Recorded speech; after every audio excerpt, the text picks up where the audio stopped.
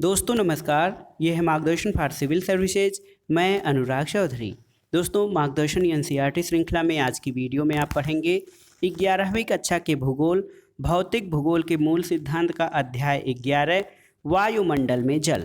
इस अध्याय में आप जानेंगे वाष्पीकरण और संघनन क्या है, ओस, तुषार, कोहरा, बादल, वर्षण, वर्षा के प्रमुख प्रकार और संसार में वर्षा का वितरण किस प्रकार का है, इसके बारे में। तो आइए शुरू करते हैं 11वीं कक्षा के भूगोल का अध्याय 11 वायुमंडल में जल। दोस्तों आप जानते हैं कि हवा में जलवाष्प मौजूद होती है और इसमें वायुमंडल के आयतन में 0 से लेकर 4% तक की भिन्नता पाई जाती है और मौसम की परिगणना में इसका महत्वपूर्ण योगदान होता है। जल वायुमंडल में 3 अवस्थाओं में रहता है, गैस अवस्था में, द्रव अवस्था में और ठोस के रूप में।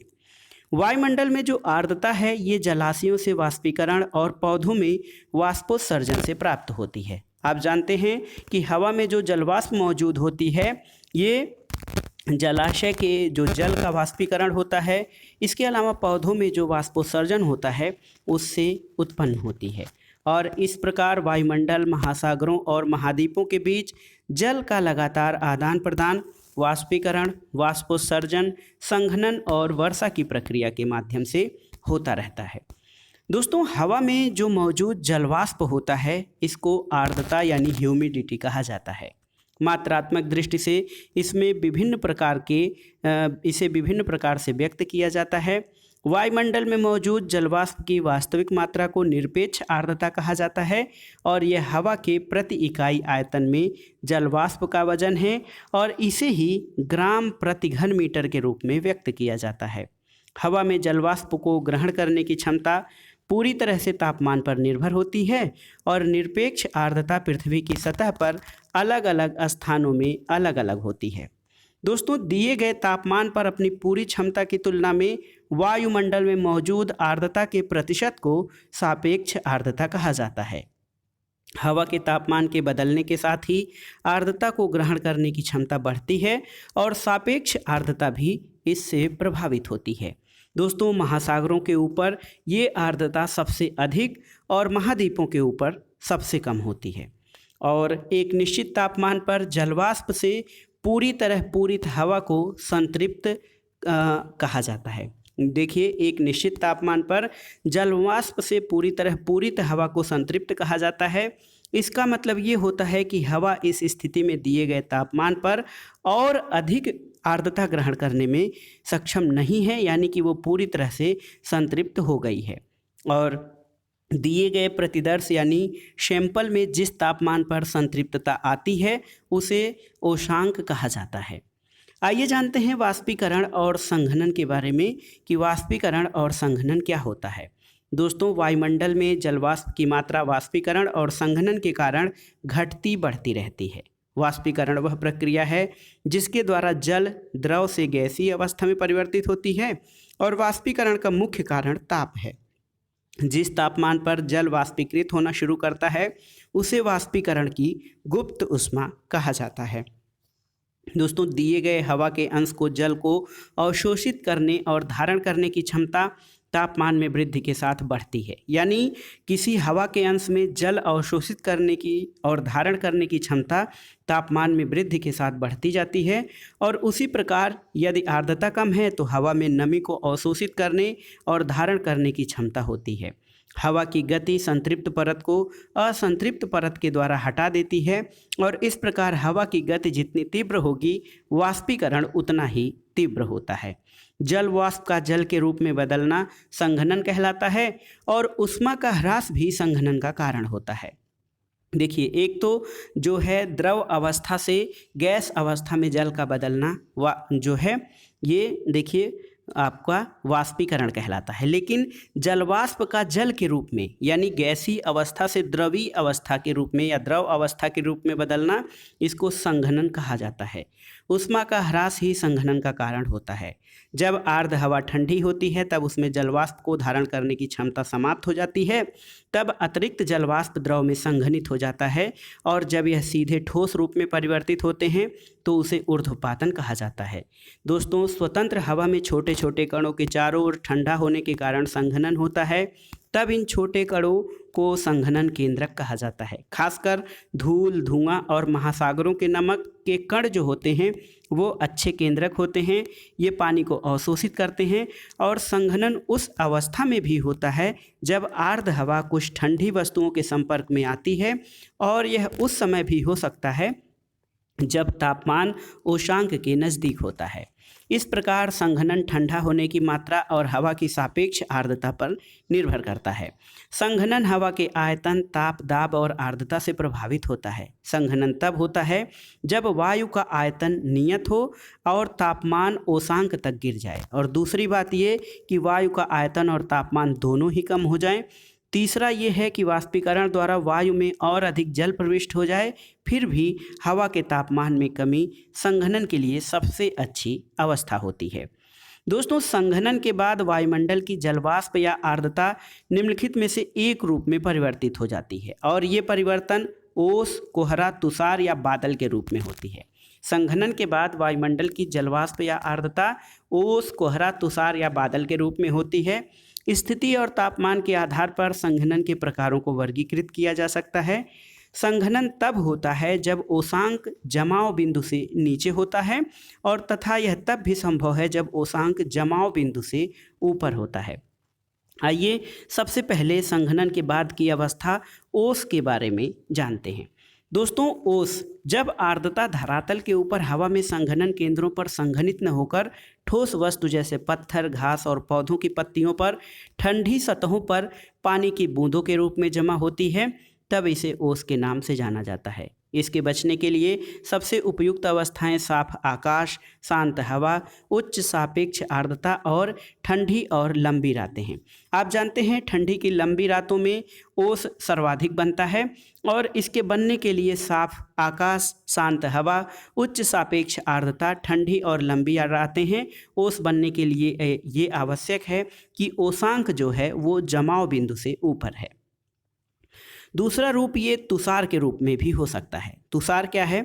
तो दोस्तों, तुषार जो है ठंडी सतहों पर बनता है जब संघनन तापमान के जमाव बिंदु के नीचे यानी 0 डिग्री सेंटीग्रेड से नीचे चला जाता है। उष्मांक जमाव बिंदु पर या उसके नीचे होता है तो अतिरिक्त नमी पानी की बूंदों को बजाय छोटे छोटे बर्फ के रवों के रूप में जमा होती है।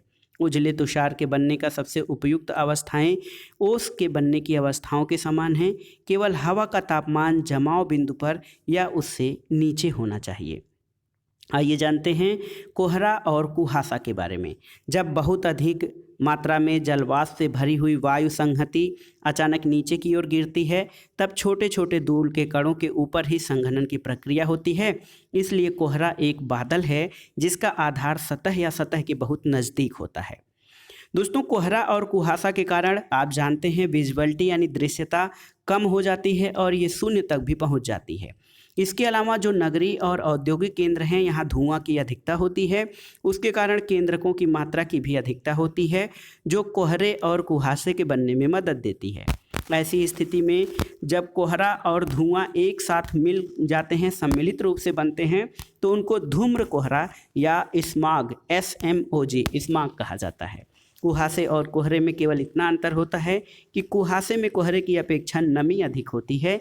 कुहासा पहाड़ों पर अधिक पाया जाता है क्योंकि ऊपर उठती हुई गर्म हवा ढाल पर ठंडी सतह के संपर्क में आती है। कोहरे कुहासे की अपेक्षा अधिक शुष्क होते हैं और जहां गर्म हवा की धारा ठंडी हवा से संपर्क में आती है वहां ये प्रबल होते हैं। कोहरे छोटे बादल होते हैं जिसमें धूल कण, धुएं के कण और नमक के कण होते हैं और केंद्रक के चारों ओर संघनन की क्रिया होती है। इसके बाद आइए बादल के बारे में जानते हैं। दोस्तों, बादल क्या है? क्लाउड बादल पानी की छोटी बूंदों या बर्फ के छोटे रवों की संहति होती है जो कि पर्याप्त ऊंचाई पर स्वतंत्र हवा में जलवाष्प के संघनन के कारण बनते हैं। चूँकि बादल का निर्माण पृथ्वी की सतह से कुछ ऊंचाई पर होता है, इसलिए विभिन्न आकार के होते हैं।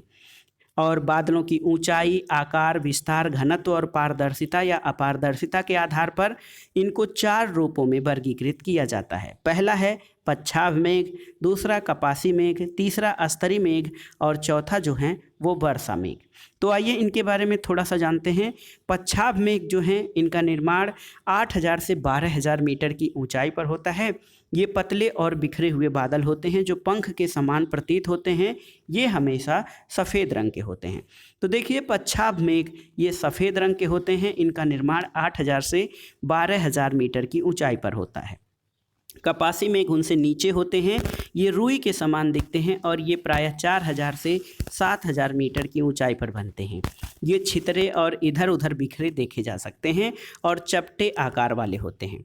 इसके अलावा तीसरे स्तरी मेघ होते हैं और ये परतदार बादल होते हैं जो कि आकाश के बहुत बड़े भाग पर फैले रहते हैं। ये बादल सामान्यतः या तो ऊष्मा के ह्रास या अलग अलग तापमानों पर हवा के आपस में मिश्रित होने से बनते हैं। यहाँ पर देखिए ये जो हैं बादल जो हैं दिखाए गए हैं कि बादलों के प्रकार के आधार पर बादल दिखाए गए हैं। इसके अलावा दोस्तों वर्षा मेघ क्या होते हैं? वर्षा मेघ जो होते हैं ये काले या गहरे स्लेटी रंग के होते हैं। ये मध्य स्तरों और पृथ्वी की सतह के काफ़ी नज़दीक बनते हैं और ये सूर्य की किरणों के लिए बहुत ही अपारदर्शी होते हैं। कभी कभी बादल इतनी कम ऊंचाई पर होते हैं कि ये सतह को छूते हुए प्रतीत होते हैं। वर्षा मेघ मोटे जलवाष्प की आकृति विहीन संहति होते हैं। दोस्तों ये 4 मूल रूपों के बादल मिलकर कई अन्य प्रकार के बादलों का निर्माण करते हैं, जैसे ऊंचे बादल पच्छाव, पच्छाव स्तरी, पच्छाव कपासी। मध्य ऊंचाई के बादलों में स्तरी मध्य और कपासी मध्य तथा कम ऊंचाई के बादलों में स्तरी कपासी, स्तरी वर्षा मेघ और कपासी वर्षा मेघ इनका निर्माण करते हैं। आइए जानते हैं वर्षण की प्रक्रिया के बारे में। दोस्तों वर्षण क्या होता है? तो स्वतंत्र हवा में लगातार संघनन की प्रक्रिया संघनित कणों के आकार को बड़ा करने में मदद करती है।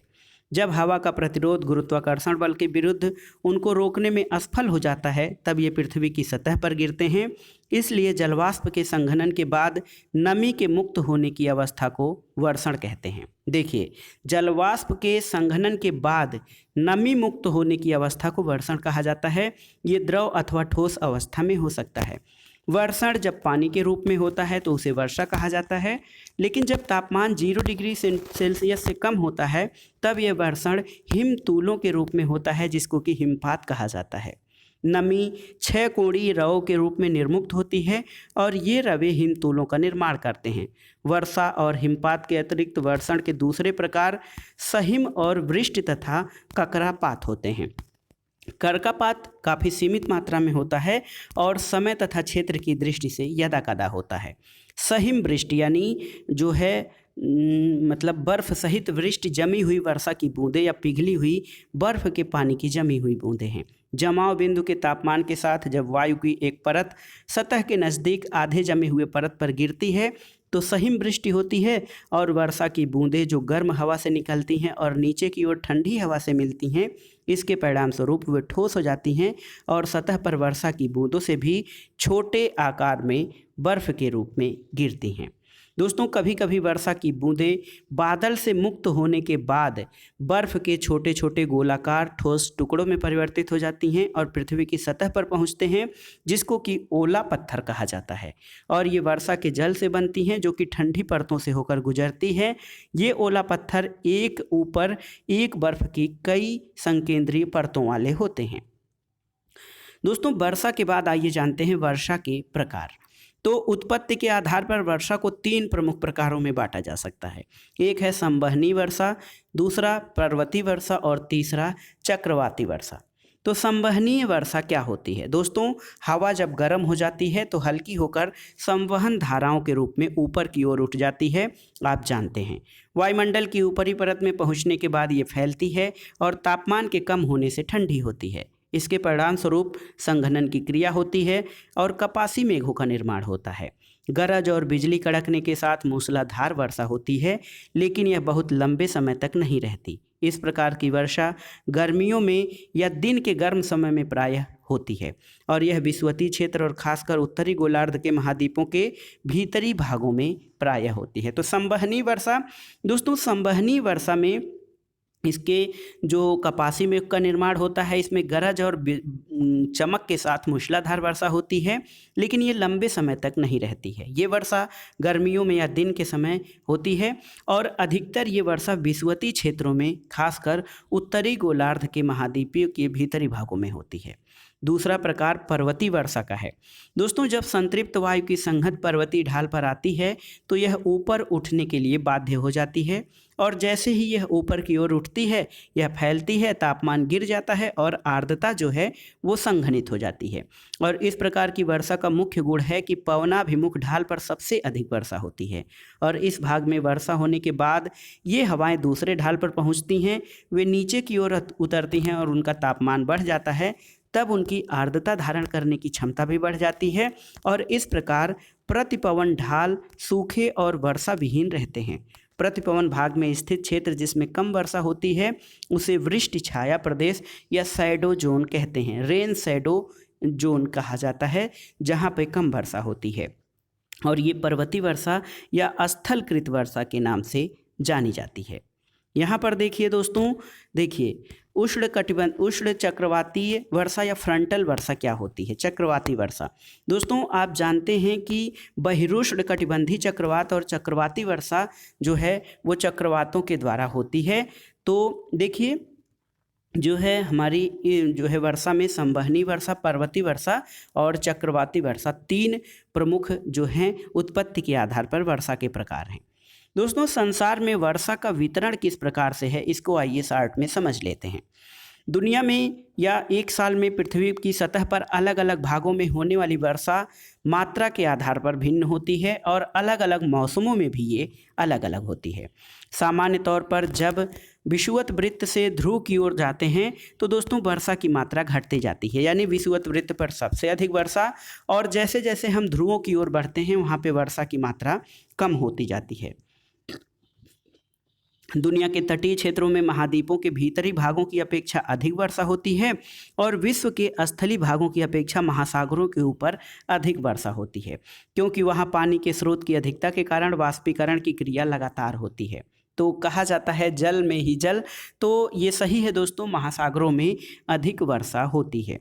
विषुवत वृत्त से 35 डिग्री से 40 डिग्री उत्तरी और दक्षिणी अक्षांशों के मध्य पूर्वी तटों पर बहुत अधिक वर्षा होती है और पश्चिमी तटों पर ये घटती जाती है।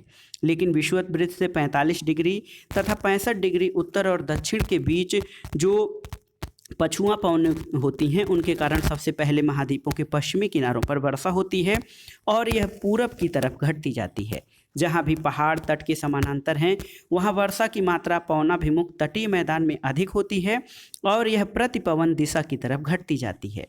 दोस्तों, वार्षिक वर्षण की कुल मात्रा के आधार पर देखा जाए तो दुनिया की मुख्य वर्षण प्रवृत्ति को कुछ रूपों में जाना जा सकता है, जैसे विषुवतीय पट्टी, शीतोष्ण प्रदेशों में पश्चिमी तटीय किनारों के पास के पर्वतों की वायु की ढाल पर और मानसून वाले क्षेत्रों के तटीय भागों में वर्षा बहुत अधिक होती है और ये लगभग 200 सेंटीमीटर से ऊपर होती है।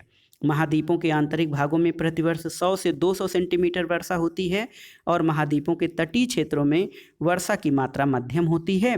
इसके अलावा उष्णकटिबंधीय क्षेत्र के केंद्रीय भाग और शीतोष्ण क्षेत्र के पूर्वी और भीतरी भागों में वर्षा की मात्रा 50 से दोस्तों 100 सेंटीमीटर प्रतिवर्ष के आसपास होती है। इसके अलावा देखा जाए तो महाद्वीप के जो भीतरी भाग होते हैं, तटीय भाग के अलावा जब आप अंदर की तरफ जाते हैं तो भीतरी भाग में वृष्टि छाया प्रदेशों के पड़ने वाले भाग तथा ऊंचे अक्षांश वाले क्षेत्रों में प्रतिवर्ष 50 सेंटीमीटर से भी कम वर्षा होती है। और वर्षा का मौसमी वितरण इसकी प्रभाविता को समझने का एक महत्वपूर्ण पहलू है और कुछ क्षेत्रों जैसे विषुवतीय पट्टी और ठंडे समशीतोष्ण प्रदेशों में वर्षा पूरे वर्ष होती रहती है। तो दोस्तों, ये था अत्यंत ही छोटा सा अध्याय 11वीं कक्षा के भूगोल का अध्याय 11 वायुमंडल में जल। वायुमंडल में जल किस रूप में पाया जाता है तो आप जानते हैं कि ये जलवाष्प के रूप में पाया जाता है और वर्षा, ओस, तुषार, कोहरा, बादल, ये सब वायुमंडल में पाए जाने वाले जल के जो है मात्रा के ऊपर काफ़ी हद तक निर्भर करती है। तो इस अध्याय में आपने आसानी से वाष्पीकरण और संघनन के बारे में जाना, ओस, तुषार, कोहरा, बादल, वर्षा और वर्षा के प्रकार तथा विश्व में वर्षा का पैटर्न क्या है इसके बारे में भी। ये अध्याय आपको कैसा लगा हमें कमेंट बॉक्स में ज़रूर बताइएगा। वीडियो को लाइक करें, शेयर करें और इस चैनल मार्गदर्शन फॉर सिविल सर्विसेज को सब्सक्राइब करें। वीडियो देखने के लिए धन्यवाद दोस्तों, नमस्कार।